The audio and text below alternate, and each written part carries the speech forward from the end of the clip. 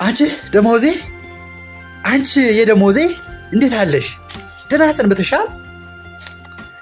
አንቺ ደሞዜ፣ አንቺ የደሞዜ ስለ አንቺ ካሰብኩኝ ያለብኝ ትካዜ ደሞዝ ስንት ነው ብለው ሲጠይቁኝ እኔም አስብና የኔማ የደሞዝ እርካታ ነው እያልኩ እሸከመዋለሁ እንደ 9 ወር እርጉዝ። ጤና ባለሙያ በጣም ያልታደርከው ደሞዜ እርካታ ብለህ የተኛኸው እርካታው ተመቸህ እንዴት እሳየኸው? ጤና ባለሙያው እስኪ ልጠይቅህ፣ ኑሮህን ንገረኝ እንዴት እንደቆየህ። የቤት ክራይ መክፈል ከቶስ ተችሎሃል?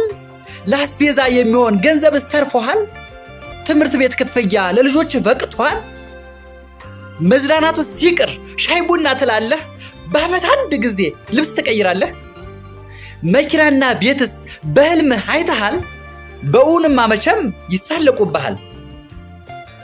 የሀገር መሪ ሆነን ዙፋን የምናሞቅ እርካታ እያል በእኛ የምትሳለቅ እርካታው ይቅርና ደሞዜን አትስረቅ። ደሞዜን ጨምር ምክንያት አታብዛ፣ የወዜ ውጤት ነው አይደለም የዋዛ። ባርነት የሚባል በእኛ ዘመን በስቶ በደሞዝ ገመድ ማንነቴን ገዝቶ ነፃ ወጣለኝ አይኑን በጨው ቀብቶ። እናማ ደሞዜን እርሷም የደሞዜን መልሱልኝና ላገልግለው ህዝቤን፣ መልሱልኝና ላገልግለው ህዝቤን። አመሰግናለሁ። የደሞዜን እስኪ መልሱልኝ።